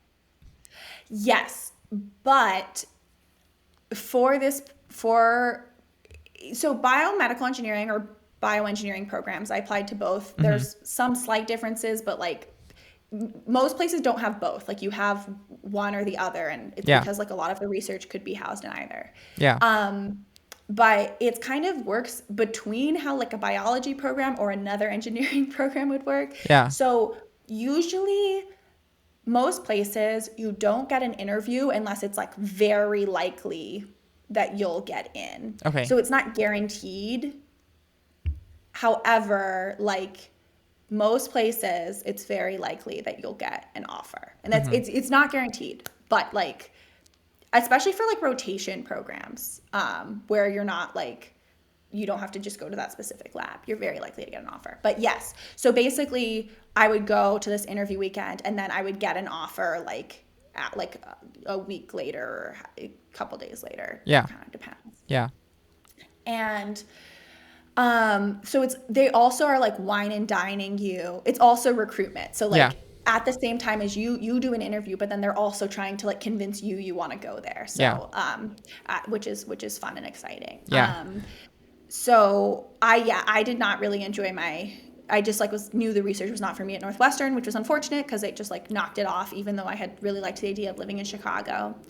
And then I did all the visits at Duke, at UCSD, and at UW. And like UW, I grew up in Portland, Oregon, which is similar in a lot of ways culturally to Seattle. And I liked Seattle, and I was like, maybe I'll want to go there. Maybe I'll want to be closer to my parents again. And I had such a fun time at the interview weekend, and I kind of made this friend, Sarah, and we like were doing everything together, and it was so fun. And at the end of it, we both looked at each other and we're like, we're not going here, are we? Like, we're not going to go here.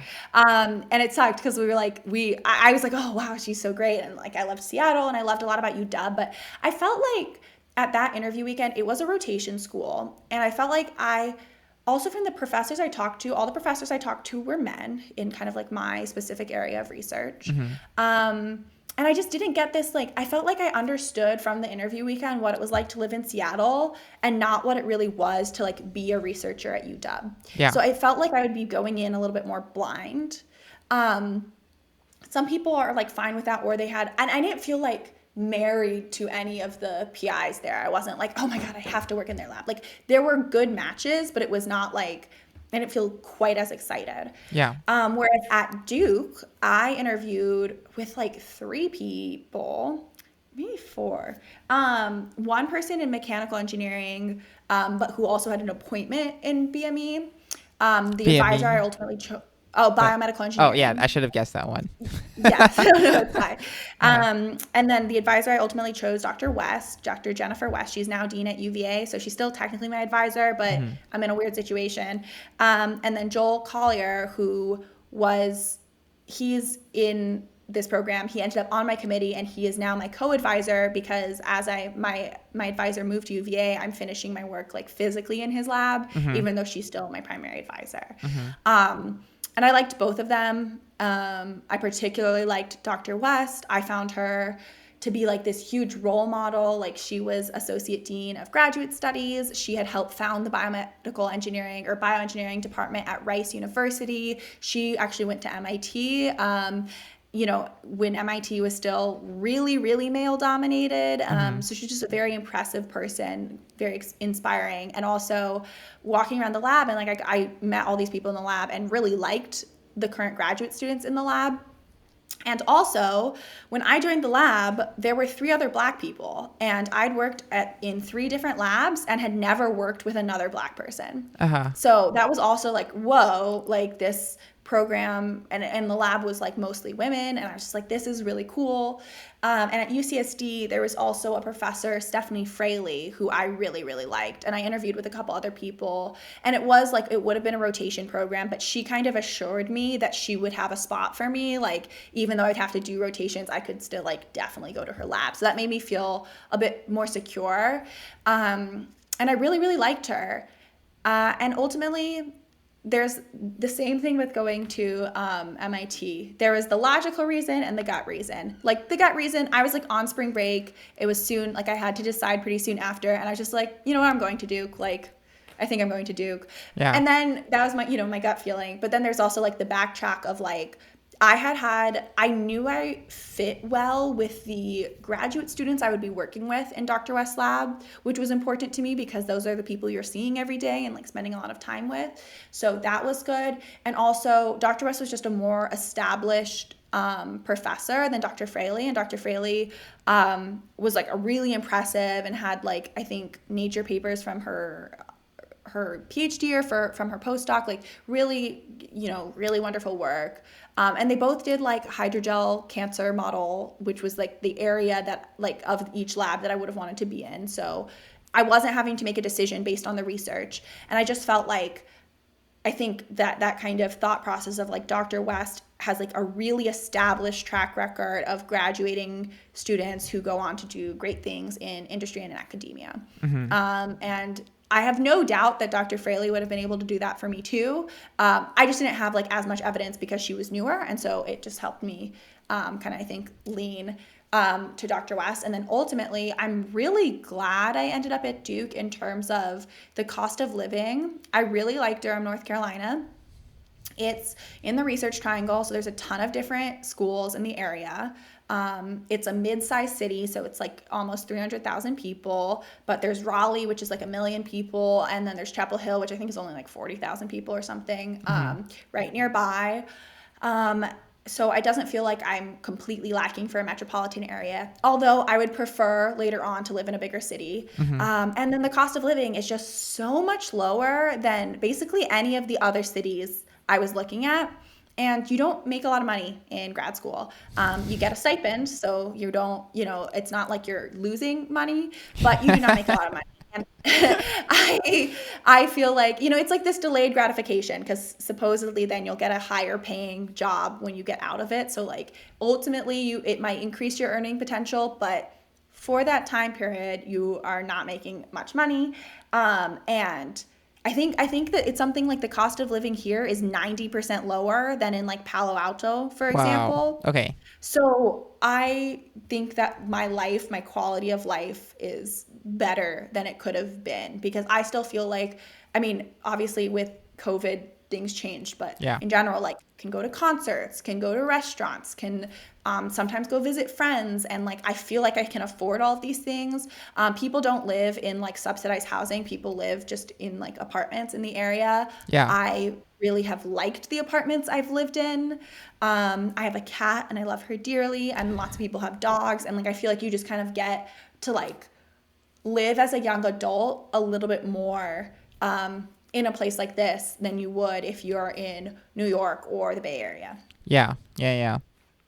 Totally.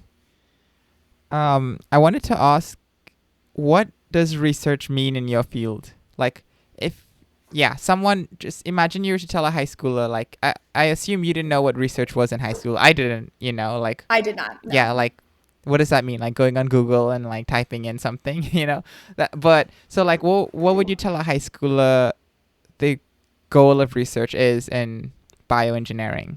Yeah. Yeah.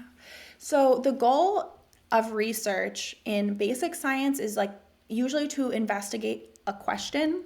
So you have like an interesting scientific question, and you, based on other things you already know, you have like a hypothesis, an inkling of what might happen, and then you design experiments that would help you answer that question, and you conduct those experiments and then see if you get the answer to the question. And those experiments can be like putting tumors in mice and seeing how they grow, and seeing if you treat them with something, if they grow less, or if you inhibit something, if it grows more, helping you figure out what is actually happening scientifically. Yeah. And bioengineering kind of sits between more basic science and like what more like traditional like civil engineering or mechanical engineering research might be. So you often are answering a question or you're kind of working with a hypothesis. But typically with bioengineering, there's a little bit more of like, I'm trying to build something rather than just I'm trying to discover something. So my work is in biomaterials, and biomaterials is like a really broad term, but it's basically anything that is like the intersection of material science and like health and like biology. So that can be, you can be doing biomaterials work that's like you're designing an implant and you're looking through the material science considerations that would make a compatible implant. And then you personally are not working very much with like the biology. You're kind of, it's a little bit more of like a material science or a mechanical engineering project, but that it goes into a body and then it would still be kind of considered biomaterials. Or you can be like me, where I'm leveraging a material to study biological questions. And so I use something called a hydrogel, hydro meaning water. So it's filled with water and it's just this polymer network. And so if you think of like Jello is a hydrogel. The polymer in Jello is gelatin, which, as you know, is from like usually pig hooves or something, but gelatin is a denatured collagen.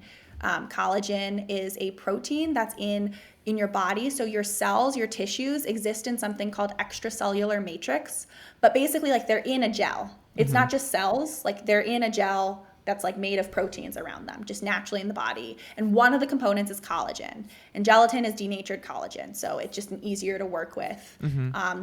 Cells will adhere to it. Cells can move through it. They can degrade. They can travel. Everything they need to do. So that's a commonly used. Gelatin is actually a commonly used gel, a hydrogel in research, because it's kind of automatically cell compatible.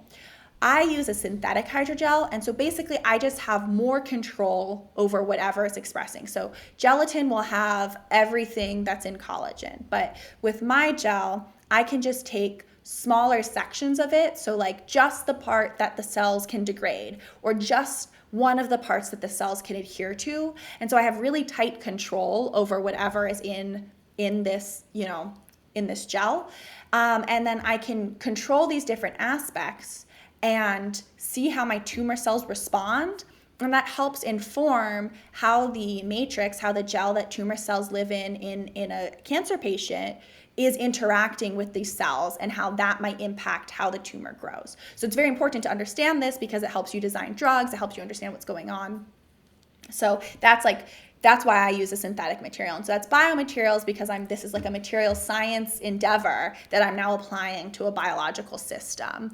And so one part was looking at different properties of the matrix, so how stiff it was and how sticky it was, and seeing how those different things impacted the tumor cells. And then another part, I'm incorporating something called a NET, a neutrophil extracellular trap, which is a web of DNA that is expelled by one of your immune cells, and that's been known for a long time to be involved in kind of clearing pathogens, bacteria, anything like that. But it's also now being understood that it's actually involved in cancer. So I'm incorporating these nets into my gels. And so that's looking at this is from this materials perspective where I have this material, this biomaterial, and I'm adding another functional aspect of the biomaterial. And then I'm looking at how it impacts the cells. And I have inklings of how this might work based on what we've seen in patients and what we've seen in mice. But I'm getting to use this kind of like more tightly controlled, system where I know that the only thing, I know exactly what my tumor cells are experiencing in addition to these nets. So it's very controlled, and I can look at these different questions of, do the nets make the tumor cells proliferate more? And because it's and proliferate means divide, basically make more cells. And because I have this very tightly controlled system, I can add in one factor at a time and see how it impacts. And so it's like science in that I'm trying to assess, I'm trying to discover this response, but it's like engineering in that like I'm building this, I designed and built this kind of system. I didn't design like the whole concept myself, but like adding in the nets, I'm the first person working on that. So there's that engineering aspect as opposed to just like this biological question where I'm just, in biology, I might just be looking at what proteins the nets are interacting with, but I'm not kind of designing a system that is modeling what's happening in the body. Yeah. Like, also, can you tell me what your day-to-day looks like engaging in this research? Like, because it sounds super cool when you describe it, but then What Just does it from actually look personal like? experiences, things aren't always as cool as they sound when you actually Yes. do them, you know? Yeah, Yeah. so there's a lot of like literally I have to culture cells. Which people have discovered how to do, but it's like like I have to take care of them. You have to feed them. In your body, you have blood vessels that feed your cells. Yeah. I have to manually do that. Yeah. So I have to culture cells and keep them alive. I have to, which involves like feeding them. It involves passaging, so kind of splitting them so they don't get overgrown. I do what we call encapsulation. So I make the gels and I mix the cells into the gels and then I polymerize them so that they're cross-linked as a stable gel. And then I culture them kind of the way I would normally culture the cells. But that's a lot of like, there's like a lot of like physical, like it's not physically taxing in like that it's heavy, but it's Mm-hmm. a lot of just physical work. Like Yeah. I'm mixing small volumes of different reagents, liquids, chemicals together Yeah. and putting cells in it. And so I'm actually just kind of like, it's like a mini factory kind of if you're not in science, right? Yeah. I'm physically doing a lot of work. And that's something that's quite different from the humanities. Like your research in the humanities is going to be, reading, going through archives. But this is like I'm physically making things. Mm-hmm. And that's what I'm doing most of the day. And I also have to read papers so I can plan what I'm doing. And I then have to, there's stuff I do where I basically stain my cells so that they light up a certain color and I can take pictures of them. And then I analyze those pictures, to try to see if to answer my questions, those experimental questions I'm making. Yeah. So Yeah. it is like a lot of day to day, we call it wet lab or bench work, Yeah. is the work you're doing. And honestly, I don't like it that much always. I think, I wanted to go into academia because I wanted to be a professor and I wanted to be able to like think on these larger scales and come up with the projects Yeah. and like write about them and Yeah. Yeah. teach other people. And that seemed really cool. But a big part of what I'm doing is just like physically mixing things. Yeah, yeah. This is tying back Um, into the architecture experience now that I wanted, yes. to bring back. Yeah. Yeah, So, so I think I didn't mind that as much in undergrad because I feel like it was like such I don't know. I think I just have gotten like tired of it in some ways. I'm sort of yeah. tired of the bench work right now. And also for other reasons, I find academia structurally problematic, as many things in this world are. But I find it to be like really structurally problematic. And I'm very involved in the Diversity, Equity, Inclusion, Anti-Racism Committee. I'm the chair.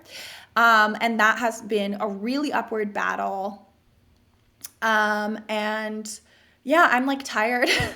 I'm tired. I'm ready to leave. I think my advisor moved institutions and that just becomes it's a whole nother challenge. And yeah, so I'm very like tired and over it and ready to leave. And I think I kind of always, it's not that I hated bench work, but I always like knew that it was a lot of the other stuff I liked more. Mm-hmm. And by the time you're a professor, by the time you're a PI, as we talked about, a principal investigator, you're doing the bigger picture stuff and you're mentoring people and you're not sitting there mixing stuff together, Yeah. and trying to get it to work. And I think there's sort of a problem there in that, like, to get to the job, you're doing a different job. Like, what it is to be a grad student is not the same thing as what it is to be a professor. So it's kind of this weird, like, some of the training I get, like being a TA is helpful, teaching assistant, or mentoring an undergrad is helpful. But then there's like this wet lab work where it's like, obviously, like understanding how the experiments work is important, but like, that's not ultimately what I would be doing if I got to the highest level of my career. Mm-hmm. And I think that's sort of weird. Like, you get selected to be a professor, like kind of based on your publication record. So that's when you do this research and then you write up your research and you publish it in a journal for other people to read. Mm-hmm. And somebody who might have the best publications is somebody who's really good at wet lab. They might have like the best publications. But then when you become a professor, a lot more of your job is mentorship or teaching. And it feels like sometimes when professors are very good mentors or very good teachers, it's like an accident. Like they Yeah. happen to care about that and Yeah. they happen to have done the training for that and they happen to want to do it. Yeah. But the job search is not like emphasizing that. And Yeah. so you do end up with a lot of professors who care so much about the research, and that is the main, purpose, but like they loved doing bench work, and then now they have to teach people. And that's like not what they necessarily trained for. And I feel like I'm the opposite. Like I think I would be a very good professor, Mm-hmm. and I think I'm like a mediocre grad student, Mm-hmm. Mm-hmm. Like because I don't just like live to do the bench work experiments. That's like not my favorite thing. I like writing way more. I like presenting a talk way more. I like writing a grant way more. Yeah. And so I think that's been kind of difficult, and I think is like sort of a structural problem, to be honest. I could go into like teaching directly, so like I wouldn't have a lab. I could just like be a professor who teaches. Yeah. But I think at any institution that's like an elite research institution, that professorship job is taught. It's like second class. Like it's not considered as good. Yeah. So maybe I would explore doing that like at a smaller school that doesn't have like isn't an R1 research institution, so that would be okay with me. Mm-hmm. But I'm like very like over it. I'm doing an industry internship this summer, and if I like that, like I think there's a possibility that like I would enjoy a lot of this more if I were out of like if I were doing something new, if I weren't so tired of the structure of academia. Mm-hmm. And so maybe I'll really like my internship, and then I'll do that. Yeah. Where are you going, But by as the way? what? Where are you doing the Sorry. Oh, I'm at CGen. It used to be called Seattle Genetics. Okay. They rebranded to CGen. It's just north of Seattle. And I'll be in the protein engineering unit. Okay. So, and I would be doing engineering proteins that target the tumor microenvironment. So kind of the other side of the coin of the work I've been doing right now. Mm-hmm. And I might really like it. And I think you can get a little bit more work-life balance in industry. Yeah. So I think I might really like it, so I'm not closing that door. But if I really don't, I think I need to like reevaluate and decide whether I want to stay in STEM or not. Yeah. Which is a big thing. But as I mentioned, I always kind of do other stuff, and like I wrote a book. I was gonna try and ask you about this. So like, let's talk about this for a bit. Yeah. Like what pushed you to write a book, and like how has that whole experience been? Because you've been kind of doing this in parallel with grad school, right? Yes. Yeah. So I've just been trying to figure out how to bring this in, but you transitioned well into it. So Yeah, I read a lot. As I mentioned, I've always loved reading. During COVID, at the beginning of 2021, so prior to being vaccinated, I felt like during COVID, I like watched so much TV. And like prior to being vaccinated, when it was like really hard to do things. yeah. And I was like, oh, I miss reading. And then I decided to pick up, I read a lot of genres, but I decided to pick up like a rom-com I had, that I'd read a long time ago, and I reread it. I was like, this is giving me joy. So then I like went and just read just so much contemporary romance and rom-coms, just like 4 books a week, so much. Got a Kindle so that I could be borrowing from the library, so I wasn't like buying too much, too many books, but like just reading so much. And like it felt like this one bright spot, like this only thing that was bringing me joy. Like I felt like my work was hard and I was tired and I didn't get to have a social life, and I'm a very extroverted person, so that was difficult. And then as I was just reading so much, ideas for a book started like swirling in my head. Yeah. And at that time, because I was not yet vaccinated, I was just like going to work and trying to do my work as quickly as possible, because we had shifts, so we wouldn't like overlap with people too much. And then going home, and then just like I didn't do anything else. Yeah. So I started writing my book, and yeah, I wrote a rom-com. I wrote the whole thing. And kind of partway through, I was like, I think this might actually be good. Like, this is maybe good. So I was like, how do I publish a book? And I looked up, and to publish a book in like traditional publishing, you have to get a literary agent. And the literary agent, so you have to go, it's called querying. So you send kind of like a back of the book description to different agents. And then if they like that, they ask you to send them your manuscript. And then if they like that, they can give you an offer of representation. And then once you have an agent, you work with them to revise it to make it good for publishers. And then they submit it to editors at different publishing houses. And then if the editors like it, They show other people in the publishing house. If those people like it and can convince their sales team, then they make an offer and they buy the book. And your agent gets a commission from that. Yeah. And then that's how the book gets published. Okay. And wow, we're coming really full circle. Bringing back to my One Direction blog. Hear me out. Hear me out. Yeah, so bringing back to my One Direction blog. During that time, I read some like fan fiction. And there was this one fan fiction that I thought was just like so good. Like it was so well written. I was like, it read to me just like a book. Like I was like, this is just a book where like the character happens to be Harry Styles, right? And I like kind of befriended the person writing it, and she had been like an English major, and she like wrote like she wanted to be an author, and I kind of like kept in like vague enough touch with her that like we followed each other on social media, even though I had like long since deleted my blog. I had her phone number, and then I saw she posted on social media she got a book deal, and I was like, oh my god! I'm first of all like so excited to read her book. It comes out in 2 days. Oh, wow. And I already ordered my signed copy. So excited. But like, so I reached out to her and I was like, hey, I started writing this book and I think it might actually like be worth publishing. I like read a little bit about how you query. Can you like talk me through this? Cause like, I didn't know anybody who was in fiction since I like did STEM. Right. Yeah. And she did. She was so helpful. She like answered all of my questions, has been absolutely cheering me on. And so, yeah, I ended up finishing the book. I did a little work revising it, and then I started submitting it to agents. And I was like really afraid of getting rejected by a bunch and like having to revise and having exhausted all of my like top choice agents. So I kind of queried in batches where I sent to some of my top choice agents and some of my mid choice, and some of my top choice and some of my mid choice.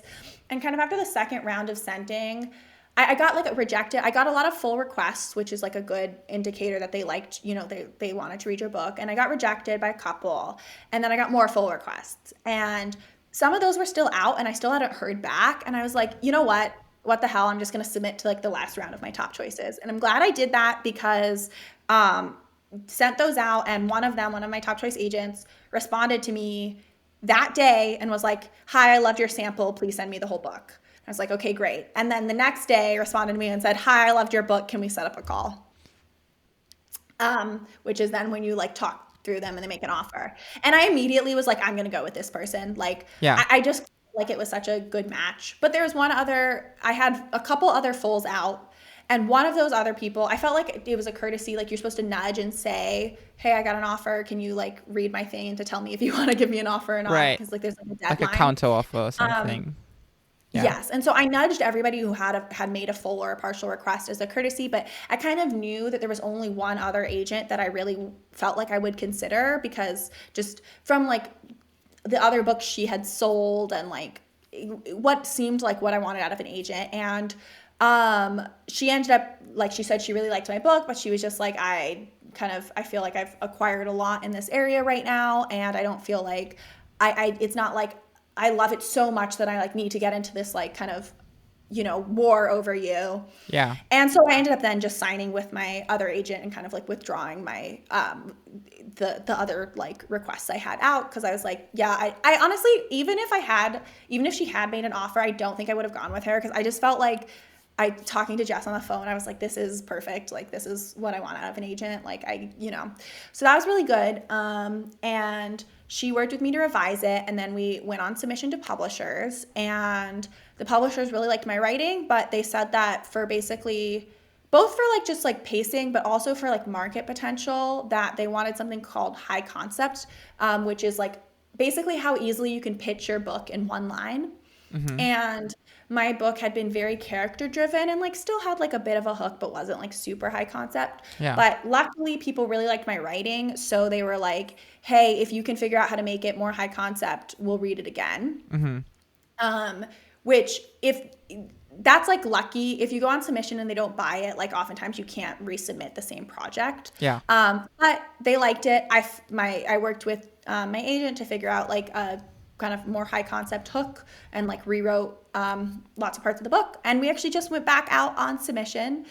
So, you know, we'll see how that goes. But so that was this like whole other thing I had going at the same time. Yeah. Yeah. And it was a really good creative outlet. And it's very hard to make money writing books because you have to kind of like keep selling books and it's a lot.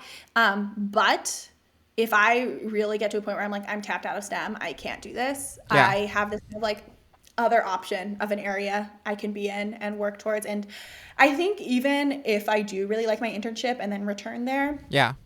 I still want to keep writing because I really, really enjoy it. Yeah. It's fun. It's like uses a different part of my brain. Yeah. It's very satisfying. I like everything about it. So, but publishing is also very stressful. Everything is stressful. All industries here are like built in capitalism and white supremacy. And so there are so many problems with it. I don't mean to be like, academia sucks and now book publishing is just going to be amazing. But I feel like because of how it's set up, I have like a little bit more of a buffer. Like I have an agent who goes and submits. And if somebody like submits, like responds to her and is like, I don't want to publish this because it's too diverse or something, like she doesn't have to tell me that. I don't have to deal with it. Yeah. You know what I mean? Like I don't Yeah. have to like interface with some of that stuff. Right. And I can kind of just like sit and write my books, you know? Yeah. Yeah. And so I think even though I know at the back of my head, like my books will probably get lower advances than an equivalent book with white characters because you know, people often think of a book with diverse characters as having like lower market potential, you know, which is stupid, but like this is reality. So like I'm aware that that stuff is happening, but I feel like I don't have to like deal with it like I'm not on the front lines of it the way I am in academia. So yeah, I think it's good to have a hobby you like, and if it's a hobby that maybe is monetizable, that's good, because if you don't like what you're doing, then you can start doing the hobby instead. Yeah. Yeah, it's funny. I mean, some people in academia treat that as a hobby. Well, you know, like those people who are like, if I could get paid to do anything, I would want to do like what they're doing, you know. But right. Yeah. Then at some point you need to like actually get paid too. So, yeah.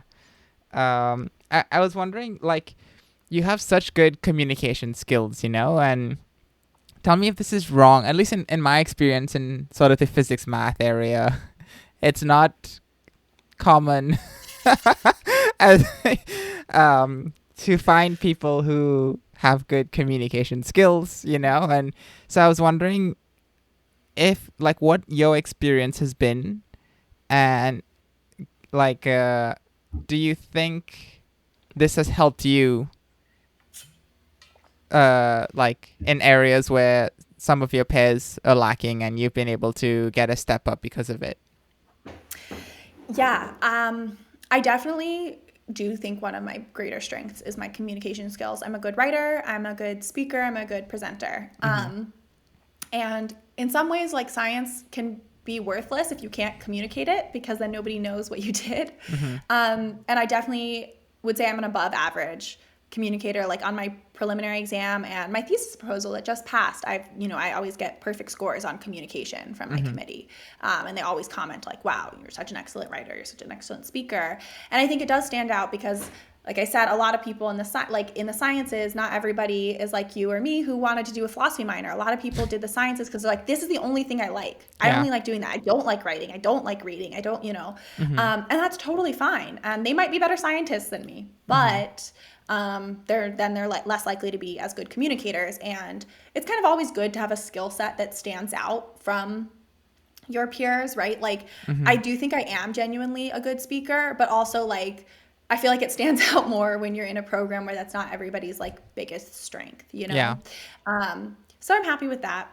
And I do think, so I would say like doing philosophy, like taking creative writing classes, reading a lot, all of that like helps, because it's this like level of enrichment and like using that part of my brain that other people in STEM might not be using as much. So I think that does like help me be a better communicator. And I think that like that can get you pretty far. Like getting perfect scores for communication brings up my like kind of overall average score on my like preliminary exam or whatever. I think people like respond well to good communicators. I think if I were not as good of a communicator, like it would have been harder. I wanted to stay at Duke when my advisor left because I'm supposed to graduate sometime this fall. And she left last summer, and I was like, I don't want to pick up and move for like a year or a year and a half. Like that seems like so stressful in a lot of ways, and I was just like, I don't want to do that. I'd also just moved in with my partner. Like, it just was not like a good idea for me Mm-hmm. personally.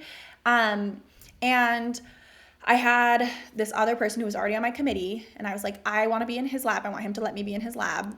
And I'll continue doing my project, but just like let me use your lab space. And I was able to, I think write a thoughtful email to ask him and like explain what I wanted and like really come prepared and like kind of like, you have to come and like make your pitch of like, here's why I would like you to let me be in your lab. And like, being already he was already on my committee, so he'd already seen me be a good communicator. And I feel like I was able to have kind of like some level of a relationship with him, in that like, because I like, like he's on my committee, he knew who I was, I talked to him, and then being a good communicator, I was able to make my pitch effectively. And like, I was able to, stay on, in his lab. And that's really good. And I think like it's like both lucky and like a skill I've developed. So I definitely think some of that is like innate. Like there's a level to which it's like, yeah, I'm very extroverted. I like talking to people. That makes it easier to communicate.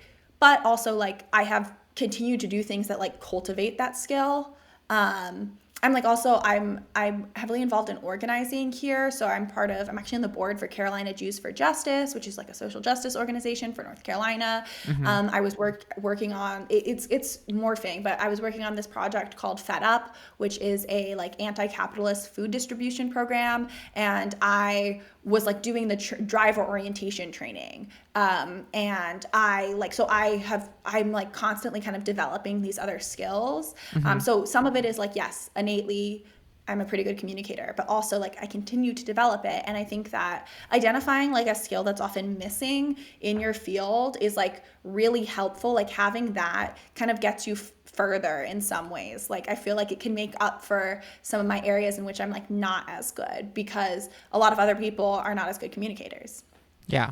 Yeah. Yeah. Yeah. I was wondering, throughout your journey, is there anything maybe big or small that you wish you did differently, or you wish you knew that would have like helped you make a decision differently? Yeah. Yeah. Um, I think I wish I gave like more thought to going to graduate school.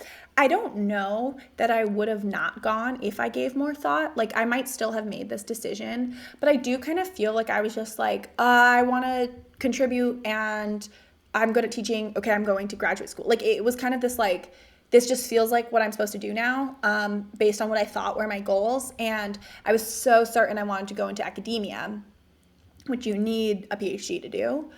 And I think I just didn't like truly at all consider that I might end up not wanting to go into academia.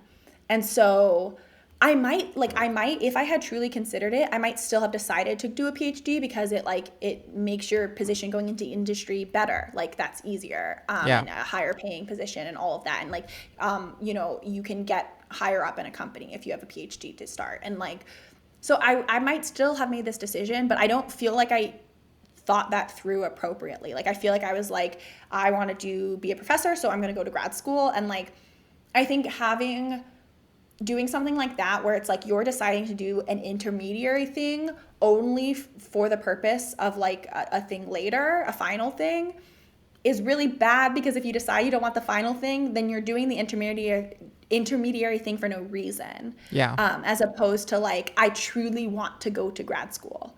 Mm-hmm. I still might have gone. I don't know that it's like, if I thought this through, I wouldn't have gone. But it feels rough right now because I'm not super happy in my program right now. Like I'm like ready to leave. I think I'm tired of it. And like there's those challenges of your advisor moving, like that just makes everything trickier. And like kind of having been on the DEIA committee, like making these diversity efforts in academia is like really miserable in a lot of ways. And I think there are people who care, but I think that structurally it's like really, really difficult to change.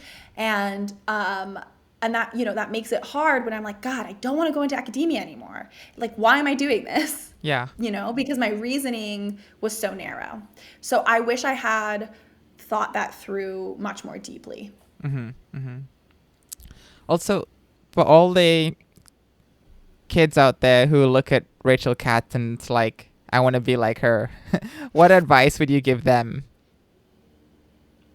Oh, don't want to be like me. Want to be like you. I don't think, yeah. I mean, I like, I think everybody, I think everybody, like, humans are snowflakes, whatever. But like, but everybody really is like unique. Like, people have their own strengths. And I Yeah. think figuring out how to be successful is figuring out how to play to your own strengths. And like, if people do want to be like me, that's very flattering. But like, I have like my own set of neuroses that like lead me to be where I am. And like, I wanted to do everything. Like, it is like pretty insane to like do the number of extracurriculars I did in high school and college. And like, I'm like literally doing a PhD, and like, I wrote a book and Yeah. got a literary agent. And like, Yeah. I might like, I'm not, knock on, like, I don't know that it'll happen, but like, I have the potential to be a published author in a rom-com, Yeah. and I'm also doing a PhD in STEM, right? Yeah. That's like not super normal. And if Yeah. that's like not the way your brain works, don't try to do that. Yeah. Like, that is like, sometimes I think about it and I'm like, oh my God, wow, I really do a lot of stuff. But that's how I work best. Like, it means I get stressed out. It means I get overwhelmed sometimes. But like, I feel my worst if I have nothing to do. Okay. And I don't think I like, because, I talked about people who are pointy and people who are round, because I'm a rounder person. As much as I like science a lot, it's not my one true love. Like, nothing was my one true love. And so if I were only doing my PhD, I think I would also be pretty miserable. Like, if that was all I was doing. Yeah.